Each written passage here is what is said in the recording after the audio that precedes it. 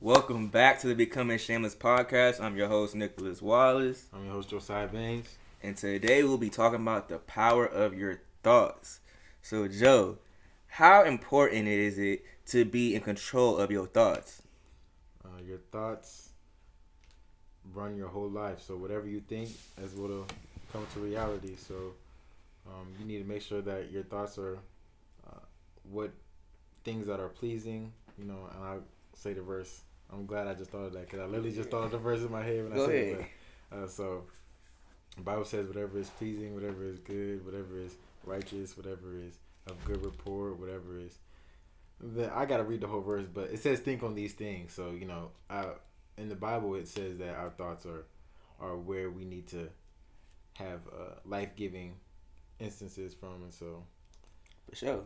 yeah, that's where it starts. It all starts in the mind. It starts all in the mind because it's so crazy how people aren't aware that your thoughts shape your reality. And most times your reality isn't the truth.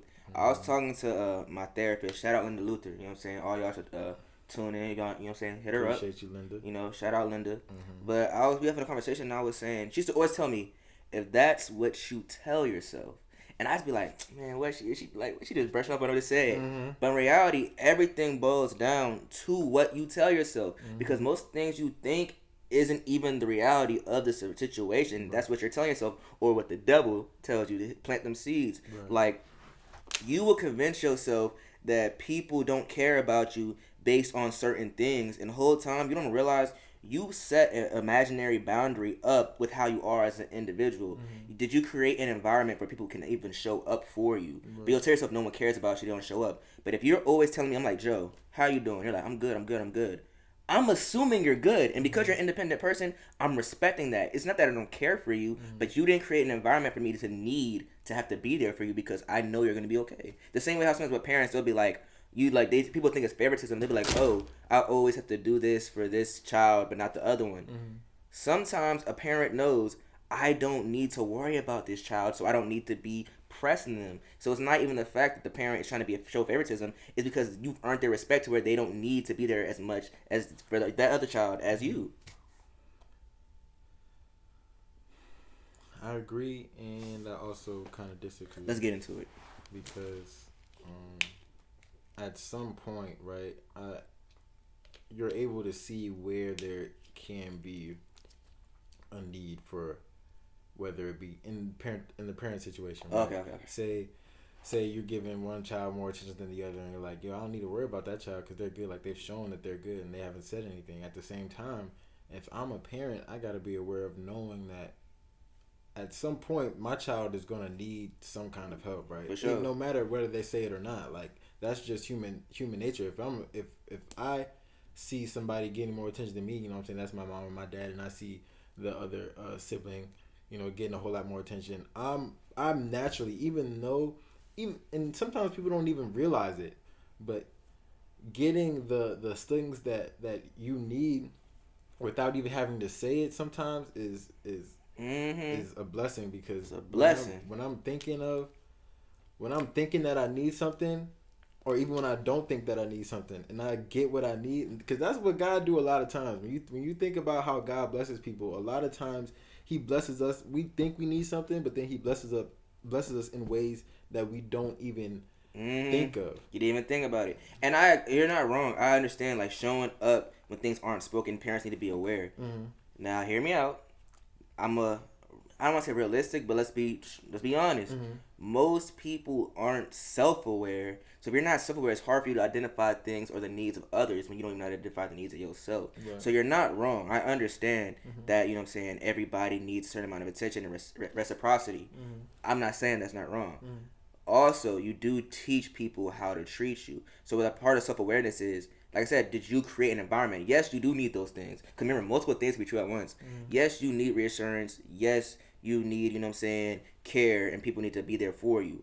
Also, did you vocalize this thing? Did you make that apparent to people? Right. Because a lot of times, and this is where the problem lies, we don't make our needs apparent to those around us. And when we talked before about communication, Right. people can't read your mind. Right. Make your needs apparent, because you'll convince yourself that people don't care. Right. And they do care. But, like, for example, Every time I go on a date or I'm with a woman, I always ask these two questions: how do you need to be loved, and how do you want to be loved? Because everything's about the language you speak. Right.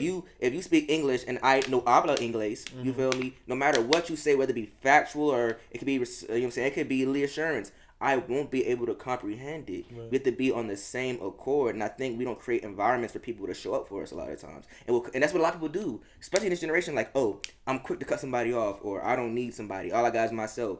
You don't realize even those posts you post, you're creating an environment where people don't want to show up Right. or feel like they don't need to because you always claim you're gonna be good, and then you'll tell yourself no one cares. You created this environment for yourself. That's what I'm saying. Right. I understand people have those needs, but I'm saying a lot of times we'll tell ourselves stuff and we create the environment for us to feel that in that position. Right. It's like you set up these boundaries, and the boundary's like a wall, and you don't realize you done caged yourself in, and you had the key on the inside, Right. but you're complaining because no one's opening the door to come get to you.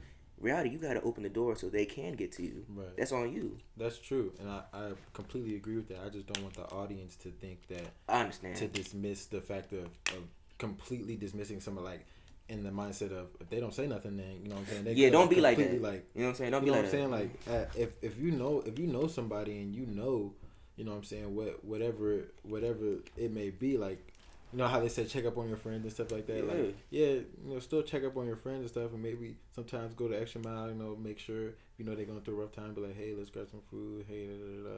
But just don't like completely like, well, you ain't say you ain't need nothing. So Yeah, I they do be trying to do that. I didn't text you for 3 months because I thought you didn't say you ain't need nothing. You know Nah, what I'm for saying? sure. So Saying how are you goes such a long way. So do check up on people, but also for the people who feel like no one cares about them, really take a moment to look in the mirror and ask yourself, did I create an environment for people to even show up for me or be there for me and be present? Cause I think a lot of times we push people away and don't realize it. Especially like, let's be real. The whole good guy or good girl phase, right? Yeah. That people go through. I don't think how much entitlement and lack of self-awareness a lot of people have, or the helper friend, right? Mm-hmm. When you're the helper friend, you've done promote. A lot of times you promote this bigger than life thing where I'm always gonna be fine. Mm-hmm. You know what I'm saying? You'll tell people if you need me, I'm there. That's Yeah. the environment you created. Mm-hmm. And then when they only come to you when they need you, you're like, why is that? You told them they could always come to you. You know what I'm saying? I think a big thing that's important is acknowledging the environment that you create because humans naturally adapt, right? Mm-hmm. So they say. We all adapt to our environment. So if you create an environment where someone only can show up, only comes to you when they need something, and you told them that, don't be upset when they only come to you Right. when they need something. Right. A lot of it has to go on the self reflection like type of thing because a lot of people are so quick to point the finger, and you created you built your own house. Mm-hmm. Period. Ooh, city girl. but well, you built your own house, and I think a lot of people don't realize. And I feel like also we have dominion over all things, right? God gave us dominion of all things, even our thoughts, even spiritual things. You know what I'm saying? You're in control of how you think, and you don't realize. You'll tell people that these people think this, they did this, they did this. Ultimately, it goes back to your thoughts and how you perceive it, because your perception is your reality. If you wear glasses, your vision's skewed already. You know what I'm saying? We all have different contact lenses. How do you look at the world? You feel me? Yeah. One, I don't know what I feel like. Not right now, because I kind of want to, if I remember by the time I finish the statement. Go ahead, But tell your stuff. I kind of want to touch on what you just said, but for some reason, I really want to talk about what thoughts were kind of specify what thoughts we're talking about here, and I really want to talk about depression, suicidal thoughts, Who's getting deep? and stuff like that, because I don't know, bro. I just really feel like somebody probably maybe not. Somebody might need to hear the conversation, but just to share a little bit of me and get kind of vulnerable. Respect. Suicidal ideation and depressive thoughts and kind of that whole rabbit hole that goes into is definitely something that's really rampant in this day and age, especially with COVID. Just happening, a lot of people kind of seeing the effects of that and stuff. And so, me, myself, right, when I was younger, I used to be really into the suicidal ideation. You got stuff going on at home, stuff going on, at school. So it was a real kind of problem I had to struggle with, and the peace that comes with somebody um, showing that they're there and that they kind of uh, at least know what you're going through, which is why I'm talking about this right now. When we talk about thoughts, like the main thing with people thoughts these days that I can think of is depression and stuff like that of that nature. So just speaking from my perspective, from experience of when you're going through those kind of thoughts, like how would one, right? And I'm not going to speak for you, and you can tell your story and your truth of how it is. But how do you think one should combat those kind of thoughts when they're struggling? Okay, so I'm gonna go from a Christian sense, then a worldly sense. Yeah. So they say the devil, his plan is to kill, steal, and destroy. Right. And I think even, and this is just gonna go tie to most things in the world. Our perception of evil forces and the devil has been wrong. The devil comes to you as a beautiful person. The devil doesn't yell; he whispers. So he'll tell you, Josiah, no one likes you. Right.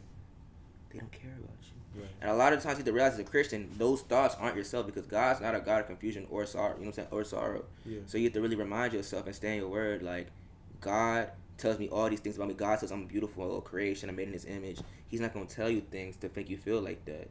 Right. If those thoughts, most of your thoughts aren't even yours. That's the enemy. So you have to discern your thoughts versus Satan's thoughts and what God tells you.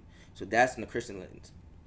As a regular person who may not believe, if they don't, you have to remind yourself, even if most of your thoughts aren't yourself, what are you intaking?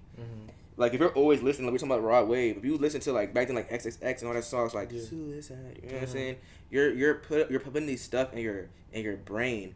Because I think about our generation nowadays, like, I because, like, I dealt with school kids because of RA.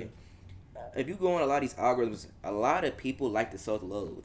Because there's a saying that holds true, and it has, through the test of time, misery loves company. You know what I'm saying? You have to remove yourself from that environment. The environment is the word of the day. Environment is important because you shape your environment, you can control. You're the independent variable. Change your environment. A lot of times we hang around certain people, listen to certain things, and then it just regurgitates stuff that we don't want to hear, that we don't like about ourselves, and all these negative stuff. There's always a better day. If you got through today, you'll get through tomorrow. No matter how hard your day is, you got through all those days. You have to really look at, I think what the problem is, we're always looking at the finish line, but you don't look at how far you came. And I think anybody who's dealing with suicide ideation, look how far you have got. And I'm not even going to say, like, most people be like, oh, people have it worse than you. I'm not even going to say that, because in the day, your experience is your experience. Right. I'm not about to dismiss. I don't believe in being dismissive of people's feelings. Right. Your feelings are always valid. Right. But look how much you have overcame. And if you can get through that, you'll be fine, because there's always going to be a better day, and there's always going to be a brighter day. You know what I'm saying? Kirk Franklin, good song. You know what I'm saying? So, you know what I'm saying? Just really think, like, really be aware of what you're around and what you're listening to, because that's the stuff that's going to tell you stuff subconsciously. If you're watching TikToks and you see all this sad stuff, it's going to be your algorithm. It's going to just keep you regurgitated. The music you listen to, all the stuff, even the people you're around, you know what I'm saying? Be around people who promote life. Be around things that give life. If you're always surrounding yourself by stuff that doesn't, you're always going to feel that way. So change your environment and be the environment that you want. Speaking from a personal standpoint, I feel like it comes with one, making the decision. Yes. And like you say, like you just said, you've gotten through all the rest of your days, and you've gotten through every other situation, and you've overcame. And one thing that I've really been having in my heart a lot is the saying of just "I am with you," right? And so I sent my girlfriend this clip from of course The Basement, and it was Charles Metcalf though, and he also was talking about it in a podcast about suicidal ideation, and it was just really great piece of the podcast, and he was saying just the comfort of knowing, first of all, you're a Christian, the comfort of knowing that God is just with you, right? And never leave you.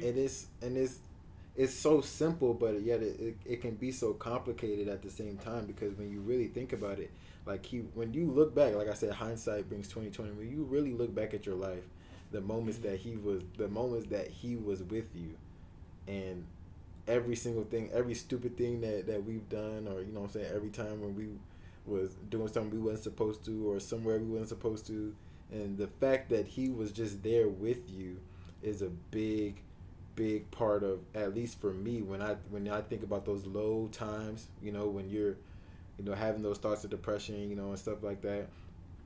Just recognizing it and constantly saying to yourself, because I agree with you, you have to change your environment, and when you're in that place, it's just like, you honestly don't even want to hear. You don't want to hear none of that. You're just like, all you can see is darkness around you, and that's a big part of people's thinking. It's like, you have, unless you make the choice and realize, if you're a Christian, that God is with you, or if you're not a Christian, just somebody is with you, right? God is always sending somebody to be there with you, whether you know it or not. So it starts with a choice. It's a choice, and you have to be able to want to bring yourself out of that place in the first place before you can actually get out of it. So for sure. Yeah, I just felt like, I appreciate you sharing. That was real, bro. Because I remember Josiah, we was in the car, Josiah talked about that, something we was talking about,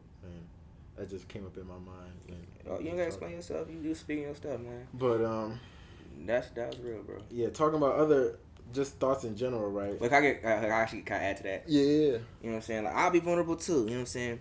From like 6th grade to getting to college, I thought about dying like every day. Yeah. The story I would always tell myself, or the enemy tried to plant this seed, is no one cares. Yeah. Until a point, and I ain't lie, you got me through this a little bit too. I ain't gonna lie to you. I give some credit.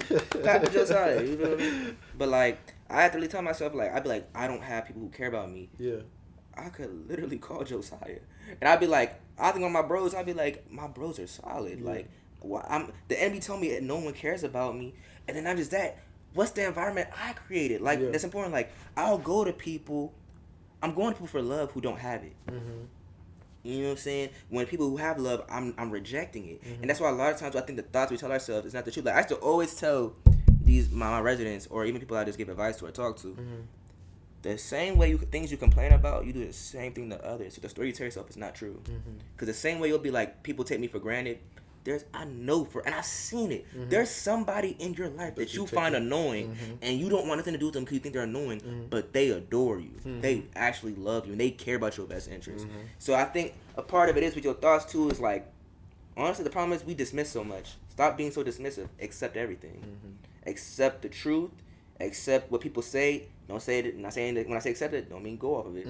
Just accept it. Take it at face value. But to accept these things, and even if you hear a negative thought, you can now rebuke those. You know what I'm saying? But most things, accept it. And I think we're so quick to dismiss stuff. Like, I posted a video earlier where a lot of people, because in their mind, they think they're so empowered and they're so like smart and independent. And I was saying how like people are so quick to cut people off because they convince themselves that's the smart way to go. Because just tell yourself, in reality, you don't even know you're showing how emotionally unintelligent you are or immature you are. You know what I'm saying? So really be in an environment with people who, you know what I'm saying, like, be around people who are better than you. Yeah. Because that's how you're going to grow. Because if you're around people who are like-minded or doing worse than you, you'll never get out that space. Right. And I think that plays a lot even to suicide ideation, because a lot of times people, stuff you allow yourself to be around. If somebody always makes you feel that way, communicate that or remove yourself. But honestly, and this kind of getting off topic, but I'm going to revert it back.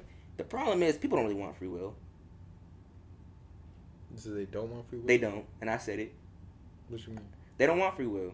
With free will comes, like, I'm going to go back to what I said earlier. God gave us dominion over all things on earth. Right.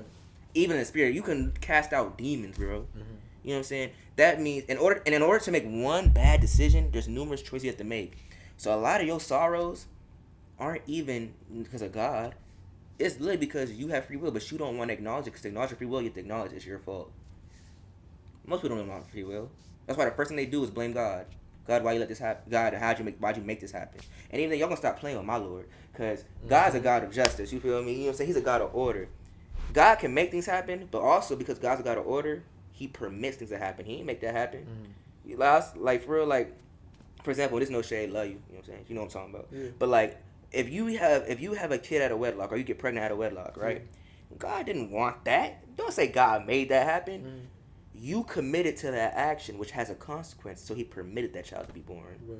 You know what I'm saying? And the child be used to glorify God. Yeah. But also, He didn't want that. He permits things to happen because in the day, now in the spirit, you know what I'm saying? In the spirit, you give contract and obligation to certain things. You know what I'm saying? Whatever you give attention to and all that stuff, you give legal right in the spirit to certain beings or certain things. You know what I'm saying? Don't say that God. People will want to blame God because they ultimately the decision lies with you. It starts with you. Like you said with suicide, everything's a choice. But that's a hard conversation for people to have because ultimately most things are your fault. Sorry, that was kind of messed up, but I mean, it is what it is. But yeah, power of thought, my bad. You thinking? Yeah, I was about to have something to say, but then you said most things are your fault, and I wanted to kind of trying to not correct, but kind of like add a pillow under that statement. Yeah, cause that was kind of hard. It's harsh. It's harsh. So it's not. So you know what I'm saying. So it's not. Not every circumstance is your fault, but you. Listen, I tell you all the time. Unless it's like the R word or you know what I'm saying, a homicide. You take. It's not always all your fault, but you take some blame. You could say it's kind of this. If I see you're a thief, and I bring my purse around you, I don't have no purse. So I don't do that type of stuff. But like you're saying, I bring my bag around you, steal from my bag. I put myself in that situation. You put yourself in your own predicament most of the time, even emotionally. And I think people don't realize that. They think about it physically, but emotionally, if you go to somebody who shows who they are or has repetitive cycles and tendencies, and then something happens that hurts you, you put yourself in that environment. And I said the word of the day is environment. This is we being accountable on this one. I don't know how you looking at me like that. That is a good word. I feel like not everybody is accountable, and when you say it's your fault, people need to take way more accountability and responsibility for what it is they, whatever actions it may be. You talk about somebody having a baby out of wedlock, right? And I can kind of,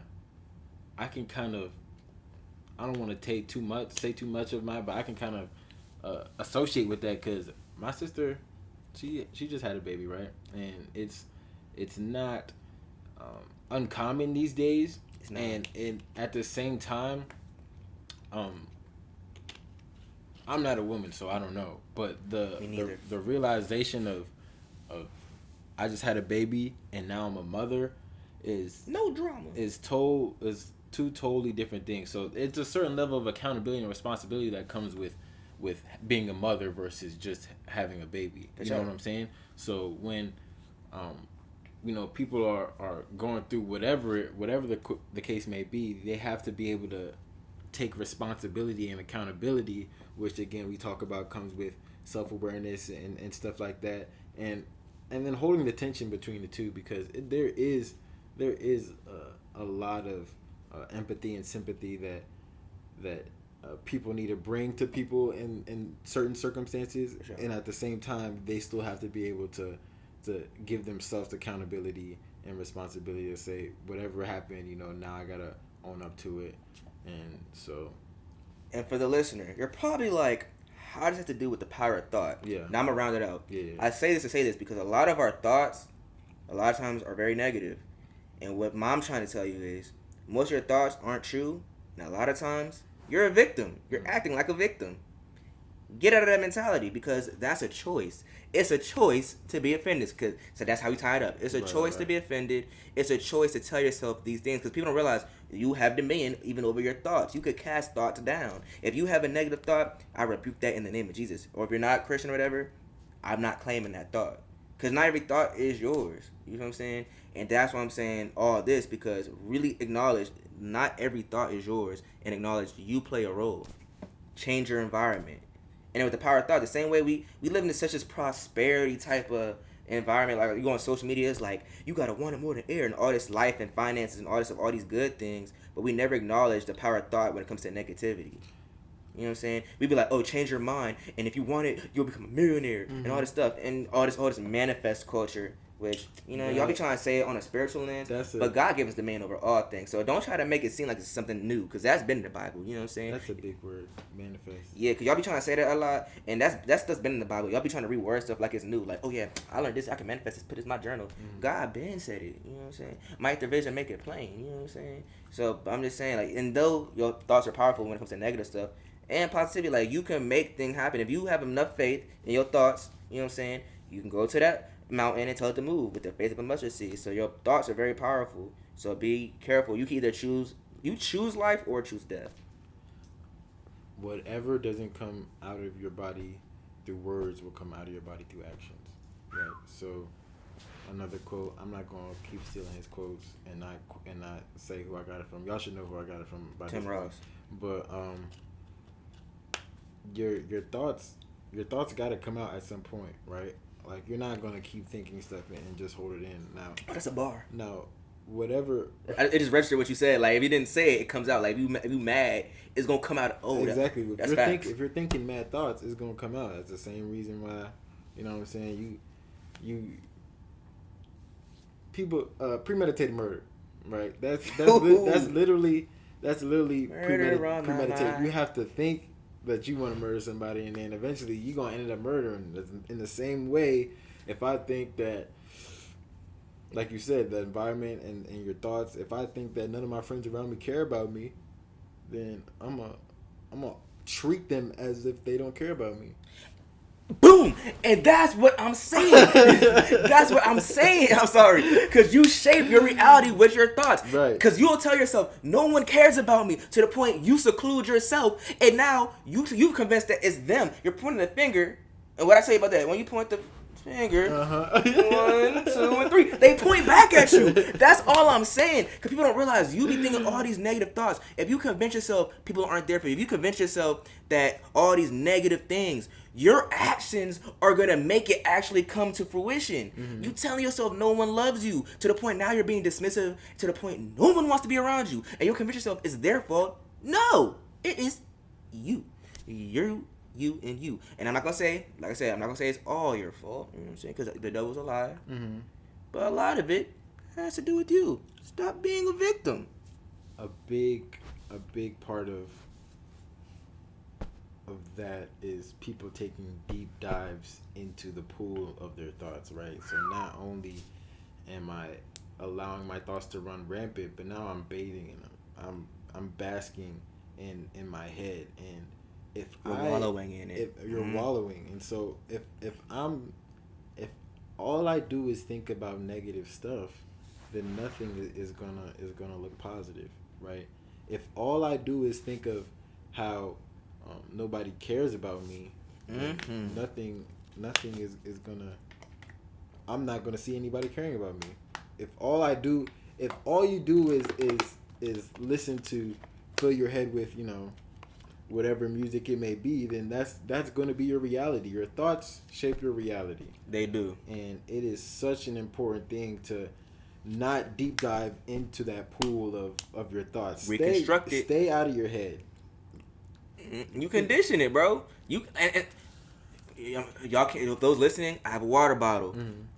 It's literally halfway empty or halfway full. It's your choice on how you view it. Mm-hmm. And I don't think people realize how much free will is the most beautiful gift God gave us, because I don't think you realize how much of it you have, even when it comes to your thoughts. You choose on how you look at something. The same way how, like, if you read a message, it's your choice to read it in a deep voice or a high voice. It's the voice in your head. You choose. Let's talk about the overthinker, right? Because I'm a big overthinker, and I'm also a big I'm not gonna claim that. Rebuke that. I used to be a past tense big overthinker, and I used to be a big self-sabotager, right? In every relationship I've been in, besides the one I'm in right now, prayerfully, Lord, give me grace that I don't do this, but I have self-sabotaged the sugar honey iced tea out of every single other relationship I've been in. Like, I'm thinking in my head that this girl is doing me wrong or doing me dirty, or I'm premeditating her. It's premeditated cheating on their part. I'm premeditating in my head that they're doing this, and that has brought ruin to my life, because now that is like the automatic narrative that I picked up, right? And it becomes such a, I'm telling you guys, please do not allow this to be your lifestyle, because it is such a Don't. deep, you're jumping in the ocean. This that's your pool of thoughts. Your thoughts are like the ocean, and you going all the way to the bottom, Sink or sitting swim. there trying to swim down to the bottom, and just find out whatever you making up scenarios in your head. Dude, get out of your head, bro. Let me tell somebody, because I know there's a whole lot of people who doing this right now. You whatever you thinking about, and whatever your scenario you making up in your situation, because we joke about that a lot on Twitter and on social media and stuff. People be like, oh, I'm gonna connect this dot and this that right here and this happened here. Dude, I was one of those people. Please, if you don't want to do it now, do it eventually, because you don't want to be 40 years old, 50 years old, sitting there just making up stuff in your head. You need to take captive every single thought. If 1 + 1 is 2, you know what I'm saying? Exactly. You need to take captive every thought and bring it to the Lord. And Stuff. that's a Bible verse, and I'm not sure where it is, but I know it is. We gonna paraphrase it, and that's facts. Like that's the thing. Like I say, your thoughts, your reality. Like for example, like I used to always tell myself people didn't understand to the point I'm over explaining, and now I'm pushing away because they feel like I'm talking too much or I'm doing too much, all because I told myself they didn't understand. You really gotta hold every thought captive. That's why and that makes sense because the Bible says, "Be slow to speak, fast to listen," because ultimately the story you tell yourself or that you say to others may not even be the truth. That's why it's your perspective. That's why there's numerous truths: my truth, your truth, the truth. Because the stuff you tell yourself or that you think, it's kind of like this. Almost everything you worry about, 95% of it never happens. Never. You'd be like, for example, and this everybody does it. We all do it. You go somewhere, you park your car. You hitting the mess out of that lock button because you're thinking like, oh, what if somebody breaks in my car? How many times has your car got broken into? Probably none. But you're always thinking about it. You're always worried. You're paranoid. Because most things you worry about never happens. There's no need to stress. Nothing really happens. You might tell yourself, okay, let me just make sure I do this so this won't happen. But it was never going to happen. And you done stress yourself out. You know what I'm saying? Got a panic attack for no reason. For no reason. All because the story you chose to believe or the story you tell yourself, which is most of the time is not the truth. Because there's power in your thoughts. Like he said, hold all your thoughts in submission, submit it up to God, you know what I'm saying? And ask for discernment. That's one of the gifts of the Holy Spirit. Ask for discernment and wisdom on how to maneuver in a situation, because the devil is going to whisper in your ear all these things like that aren't true, and you're going to be stuck. And that's the thing. Like I said, a lot of the problem lies with people, their thoughts, and all this negativity is because how we've been presented the devil. We've been presented the devil as a man who's red. And red's a good color, so don't make him red. I don't know why they did that. That's a hair color. But red with horns, and he's yelling, and he's scary. No, he's going to come off to somebody that you love, you know what I'm saying, as somebody you love, or he'll come as an angel and tell you that all these negative things. That's why even it's important, a lot of times we like to vent to people. Your thoughts are your choice. They're not your choice. But your thoughts, you throw submission to God. It's important to keep things in the house, because when you share your thoughts with others sometimes, they'll give you feedback that actually harms you in the long run. Like, girl, or bro, Josiah, your girlfriend tripping. You know what I'm saying? The whole time, that's not even the truth. That's why it's important, before you submit your thoughts and your feelings to other people, just to give it to God. Because you're going to mess around and you're going to really believe something that's not the truth, because other people's perspective is rooted in their trauma. Most things that we think and how we act is rooted in our childhood experiences and trauma. So you already have a bias, whether you realize it or not, all people. So most of your thoughts aren't even the truth. I think it's important, before you even speak on your thoughts or even try to act on it or try to even fully feel them, acknowledge where these thoughts come from and why do I feel that way. It's quick people act on how they feel, but you never ask yourself, why does this upset me? Why do I feel this way? And that's where the problem lies. Like, I'm gonna go lash it on you because I'm upset. The whole time I'm not even mad at you. I'm mad at what Uncle Larry did. You know what I'm saying? It's definitely a build up a lot of times of piling thoughts, right? And a lot of times the voice in our head is so loud that it drowns out every other voice of reason that's around us. That's a bar. And it coming from somebody who has a constant, who has had, I'm not gonna claim it, who has had a constant loud voice in their head. When your thoughts are that loud, you're not able to think anything besides whatever is screaming in your head. So now, my thoughts are loud. A lot for me, my thoughts are loud, but I'm quiet. And for some people, their thoughts are loud, they get loud, and so they're trying to match the volume on the outside as the same volume as on the inside. You know what's crazy? What? To add to what you said, can you give me a visual? Mm-hmm. A lot of times we hear this voice in our head, and like we have power over our thoughts because remember the stuff, your environment. You could turn the volume down, but you're listening to certain songs, you're watching certain stuff, you're getting advice from certain people. Mm-hmm. If anything, all you're doing is turning the sound up. Mm-hmm. And you keep going up to people for like their opinions and their clarity, and all it's gonna do is make that turn the volume up to the point you won't be, like you said, you won't be able to hear the voice of reason because you turned the volume up. That was your choice. I wanna read. I said I wanted to read. Thank you to my girlfriend sitting over there for sending me this verse. Clap for her. The verse that I was just quoting is from 2 Corinthians 10, and I'm gonna read a little bit before and a little bit after, just so y'all get context. But this is basically Paul talking to the church in Corinth. He's just trying to defend his ministry. So he says, "By the humility and gentleness of Christ, I appeal to you, I Paul, who am timid when face to face with you, but bold toward you when away. I beg you that when I come, I may not have to be as bold as I expect to be towards some people who think that we live by the standards of this world. For though we live in a world, we do not wage war as the world does. The weapons we fight with are not weapons of the world. On the contrary, they have divine power to demolish strongholds. We demolish arguments and every pretension that sets itself up against the knowledge of God. And we take captive every thought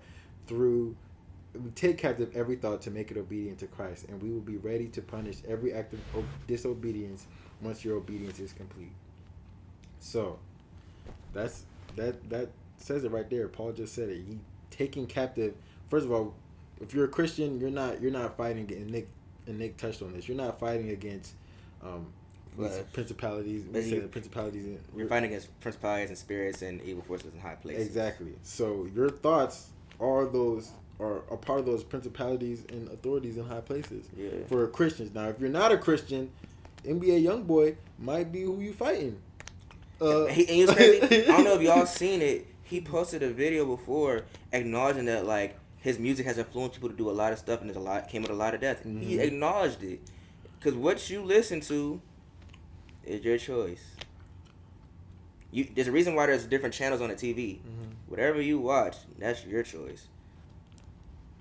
So we're both understanding, but he's more the understanding, I'm more the hold you accountable type. But yeah, really, that's crazy, bro. You think about it. My bad, go ahead. No, you good. You lost your thought? No. I was just sitting there. I don't even know how long we've been recording at this point. We got like a good 10 more minutes left. Okay. But I wanted to talk to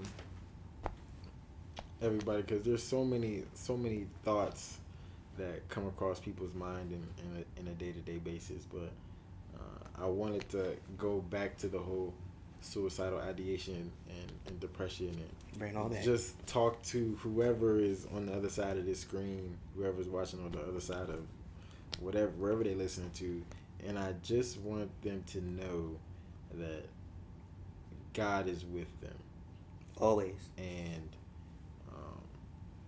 I know you probably like, man, I don't want to hear this. Turn this off. Like I'm not trying to. Dude, just take a moment, right?